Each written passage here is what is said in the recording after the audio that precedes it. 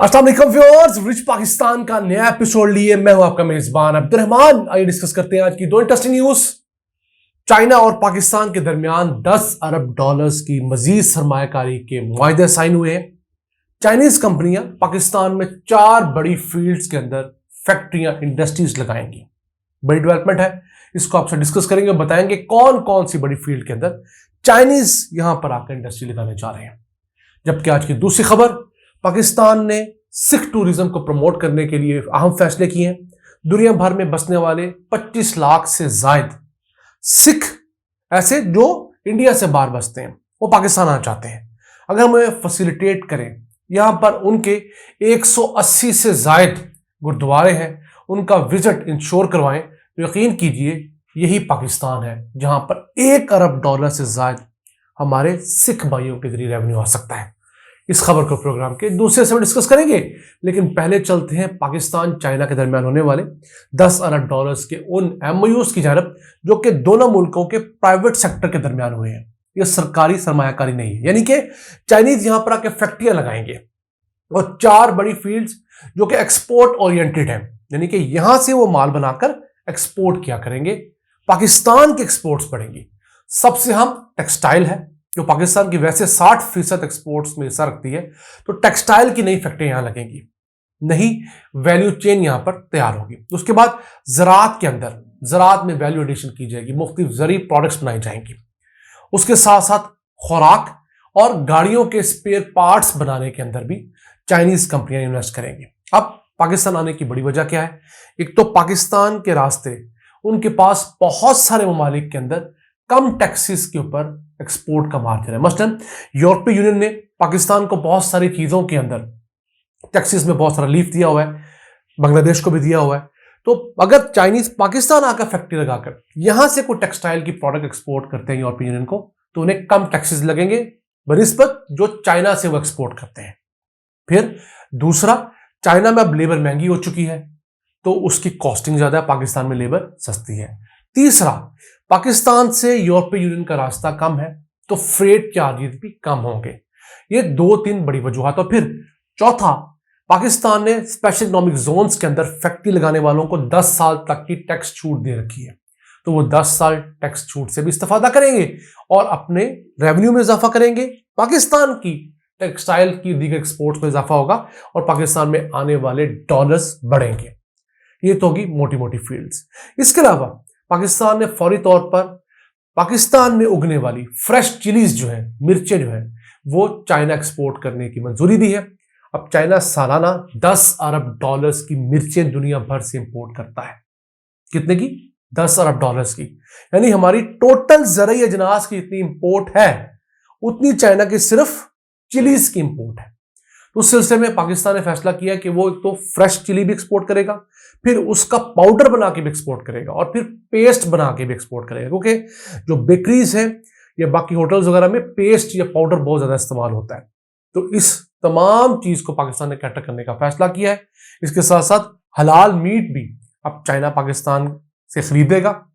वो चाइना की 25 अरब डॉलर्स की मीट की इंपोर्ट है, उसमें हलाल मीट कोई 8 से 10 अरब डॉलर्स का होता है। तो पाकिस्तान के पास बहुत बड़ा पोटेंशियल है कि हम चाइना को 200-400-500 मिलियन डॉलर का मीट एक्सपोर्ट करें, क्योंकि हलाल मुल्क हम हैं।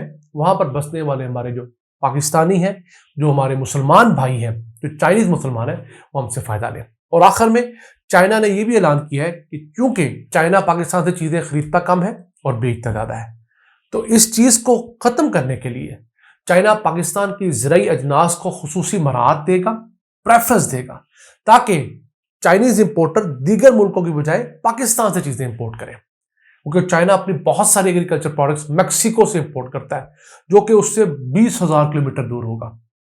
इस तरह बहुत सारी चीजें साउथ अमेरिका वगैरह से इंपोर्ट होती है। तो अगर पाकिस्तान उनके बिल्कुल हमसाये में मौजूद है, वो चीजें दे सकता है, अच्छी क्वालिटी इंश्योर करवा सकता है, तो क्यों नहीं लेना चाहिए? हमें इस तरह जोर डालकर अपनी एक्सपोर्ट्स चाइना को बढ़ानी चाहिए, ना कि सिर्फ इंपोर्ट्स पर हाथ रखना चाहिए। आइए चलते हैं आज की दूसरी अहम खबर की तरफ। हुकूमत पंजाब ने सिख टूरिज्म को प्रमोट करने के लिए सबसे पहले तो फैसला यह किया है कि करतारपुर के मुकाम पर एक 50 बेड्स का state of the art hotel तामीर किया जाएगा। यहां पर दुनिया भर से आने वाले सिख यात्री रात को रह सकेंगे और वहां पे एक दर्शन ड्योढ़ी होगी। वैसे दिन के टाइम पे जाते हैं और शाम को वो करतारपुर बंद कर दिया जाता है। तो रात के टाइम पे जब लोग रहेंगे, वहां होटल का किराया देंगे, खाना पीना होगा, तो एक्टिविटी जनरेट होगी। फ्यूचर में इस 50 बेड के होटल को 500 बेड तक ऐड करने का प्लान है, या इसके साथ प्राइवेट सेक्टर को अलाउ किया जाएगा वो अपने होटल्स बनाए। तो इसमें पोटेंशियल क्या है? दुनिया भर में इंडिया के अलावा तकरीबन 25 लाख सिख बसते हैं, यूरोप के अंदर, अमेरिका के अंदर, गल्फ के अंदर। तो उन लोगों का पाकिस्तान आने का बहुत दिल करता है। एक सर्वे करवाया गया तो पता लगा उनमें से 83% लोगों ने कहा कि हम पाकिस्तान जाकर सिख साइट्स विजिट करना चाहते हैं। कुछ लोगों के खदशात हैं, हम जाएंगे क्या होगा, जैसा पाकिस्तान का परसेप्शन है उसे भी ठीक करने की जरूरत है। तो अगर हम उन 25 लाख में से सालाना सिर्फ 2 लाख सिख यात्री पाकिस्तान में लाने में कामयाब हो जाते हैं, तो यकीन कीजिए हमारे पास $1 करोड़ सीधा सीधा है। और $1 करोड़ हमारे लिए बहुत बड़ी अमाउंट है। इसके साथ जो यहाँ पर लाखों जॉब्स क्रिएट होंगे, जो पाकिस्तानी उनको ट्रांसपोर्ट की मद में, गाइडेंस की मद में, हाउसिंग की मद में फैसिलिटेट करेंगे, तो वो एडिशन है। तो एक तो यहाँ पर दर्शन ड्योढ़ी बन रही है। फिर हुकूमत पंजाब ऐसा एक रूट प्लान कर रही है कि जो भी सिख यात्री बाहर से आए उसे ना सिर्फ ननकाना साहब बल्कि करतारपुर के साथ साथ जो बड़े इनके गुरुद्वारे हैं पूरे पाकिस्तान में वो विजिट करवाए जाए।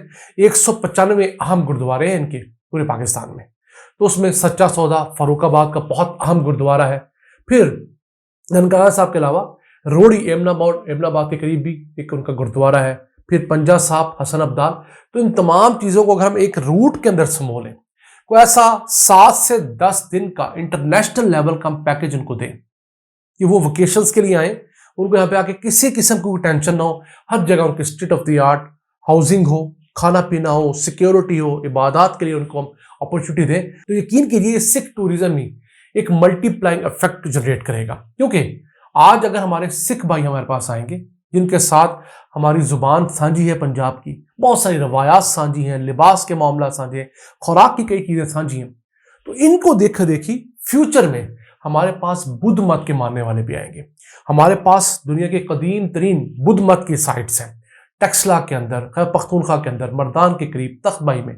तो हमारे पास साउथ कोरिया के, Malaysia, Japan, Thailand, Sri Lanka, Bhutan के रहने वाले बुद्ध मत के लोग जो हैं वो भी आना चाहते हैं, लेकिन उनकी रिजर्वेशन ज़्यादा है, ना उनका कल्चर हमसे मिलता है, ना कोई जुबान मिलती है, ना कोई और चीज़ें। अगर वो इंटरनेशनली सेटल्ड सिखों को पाकिस्तान आता देखेंगे, उनका वर्जन लेंगे, यहाँ पर फैसिलिटीज़ हम क्रिएट करके अपनी गलतियों से सीख कर उनको इम्प्रूव कर चुके होंगे, तो हम अपने बुद्ध जो टूरिस्ट हैं उनके लिए भी फैसिलिटीज क्रिएट कर सकेंगे और उनसे भी बिलियंस ऑफ डॉलर्स हम कमा सकेंगे। इसी तरह हिंदूज के भी कुछ अच्छे बड़े लेवल के यहाँ पर मॉन्यूमेंट्स और यहाँ पर उनके मंदिर मौजूद हैं, उनको भी लाया जा सकता है। तो पोटेंशियल बहुत है। देखना यह है कि कौन सी हुकूमत को इतना टाइम मिलता है कि वो इस तरह की चीज़ों पर फोकस करे, सिर्फ टेक्सटाइल को प्रमोट करने की बजाय या रियल एस्टेट को प्रमोट करने की बजाय। ये ऐसी फील्ड्स हैं जहां पर आप अगर 10 रुपए लगाते हैं तो आपको 100 रुपये वापस मिलता है, और वो भी डॉलर्स में। तो नाज़रीन, ये था आज का एपिसोड। हमें उम्मीद है पसंद आया होगा। अपनी सजेशंस, अपनी आरा से में आगाह रखा करें। अपने मेजबान अब्दुल रहमान को इजाजत दीजिए। अल्लाह के बाद।